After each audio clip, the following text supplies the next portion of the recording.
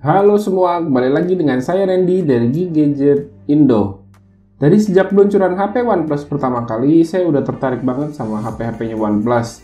Apalagi dulu harganya masih murah. Tapi yang nggak tahu kenapa saya nggak pernah beli, dan sampai sekarang harga HP-nya OnePlus itu udah masuk kategori mahal ya, makin aja nggak kebeli. Mungkin yang udah ngoprek HP sejak lama pasti tahu yang namanya CyanogenMod. OS besutan OnePlus pertama kali di OnePlus One ini udah ngasih fitur-fitur yang cukup menarik layaknya custom ROM. Pun dengan sekarang, user interface mereka udah ganti menjadi OxygenOS dan tetap punya fitur-fitur yang unik dan punya ciri khas sendiri. Untungnya, meskipun saya belum pernah kebeli HP-nya langsung, seenggaknya saya udah pernah ngerasain user interface-nya di HP Redmi Note 5 saya ini. Buat yang belum tahu, ROM portingan ini adalah karyanya Om Busram dan video saya tentang OxygenOS yang versi sebelumnya udah pernah saya upload. Mungkin yang belum nonton bisa lihat link video di kolom deskripsi. Nah, di OxygenOS sekarang yang saya pakai adalah versi Open Beta 27. Kira-kira apa aja sih yang baru? Pertama kali kita lihat dari user interface-nya dulu ya. Secara default sih nggak banyak perubahan. Untuk launcher yang dipakai adalah OnePlus Launcher. Di launcher ini kalau swipe ke kanan di bagian home screen, maka kita akan menemukan OnePlus Card yang berisi aplikasi-aplikasi apa aja yang terakhir kali kita buka. Lalu ada data penggunaan internet, baterai, dan sisa penyimpanan di HP kita. Lalu fitur yang cukup bermanfaat dari launcher ini adalah adanya hidden space yang memungkinkan kita untuk menyembunyikan aplikasi-aplikasi tertentu. Caranya sih cukup swipe dari kiri pada menu app drawer dan di sini kita bisa langsung menambahkan aplikasi apa saja yang ingin disembunyikan. Fitur lain yang nggak bisa digunakan pada build sebelumnya yakni ambient display juga udah fix di versi Open Beta 27 ini sehingga bisa berfungsi cukup baik. Untuk bugs yang tersisa paling hanya reading mode yang kalau diaktifkan layar berubah menjadi black and white, itu hanya beberapa detik aja lalu balik lagi ke normal. Untuk saya sih ini nggak terlalu mengganggu karena walaupun berfungsi, fitur ini cukup jarang saya pakai.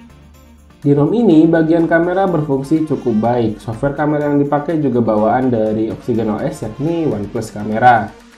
Untuk mode yang disediakan juga lumayan lengkap mulai dari auto, video, nightscape, sama mode pro.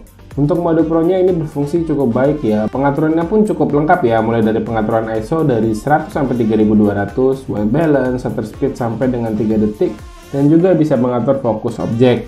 Sementara untuk fitur slow motion ini nggak support ya, karena emang hardware kamera OnePlus 5 dengan Redmi Note 5 itu berbeda. Nah, untuk fitur utama yang paling saya suka adalah adanya mode e-sport saat kita bermain game. Jadi, saat kita mulai menjalankan game pertama kali, mode yang muncul secara otomatis adalah gaming mode. Tapi kita disediakan pilihan untuk mengaktifkan mode e-sport yang mana di posisi mode e-sport ini, semua notifikasi benar-benar diblok termasuk telepon masuk. Kesel kan kalau lagi asik-asik main game tiba-tiba keganggu dengan adanya telepon masuk, mending kalau penting. Nah, kalau enggak. Sementara kalau di fitur DND pada ROM lain biasanya itu sebatas ngeblok notifikasi aja ya. Dengan fitur e-sport mode ini, telepon yang masuk sebenarnya tetap masuk ya, nggak di-reject secara otomatis. Cuma notifikasi telepon tersebut nggak sampai masuk ke dalam gamenya. Terus di mode e-sport ini akan ngeboost performa dengan menghapus semua aplikasi yang sedang berjalan di background. Sekarang kita coba untuk game PUBG Mobile. Game PUBG Mobile ini bisa dimainin pada settingan grafik HD dan juga high frame rate. Main game pada ROM ini nggak ada kendala sama sekali ya. Untuk FPS yang didapat juga bisa dibilang cukup stabil di angka 30-an. Dan drop frame rate pun masih dibilang cukup minim. Untuk kekurangannya sendiri yang perlu kalian ketahui adalah yang namanya ROM itu nggak ada yang sempurna. Pun dengan ROM ini, kekurangannya adalah suhu yang dihasilkan ketika bermain game bisa dibilang cukup hangat ke arah panas. Kalau kalian install ROM ini juga dan ngalamin hal yang sama, saran saya bisa coba install kernel Kangaroo X versi 3.9 atau versi 4.0. Ini udah cukup ngebantu menurut saya ya.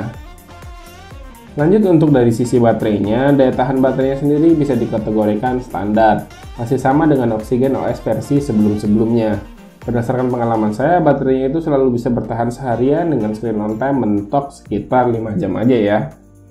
Oke, sepertinya segitu dulu untuk review OxygenOS di Redmi Note 5 ini. Untuk cara installnya sama aja ya dengan ROM-ROM lainnya, tinggal flash lewat TORP dan nggak perlu install Google Apps lagi karena udah include dari ROM-nya. Terima kasih yang udah nonton, silahkan like dan share video ini jika menurut kalian video ini bermanfaat. Dan pamit sampai jumpa di video berikutnya. Bye-bye!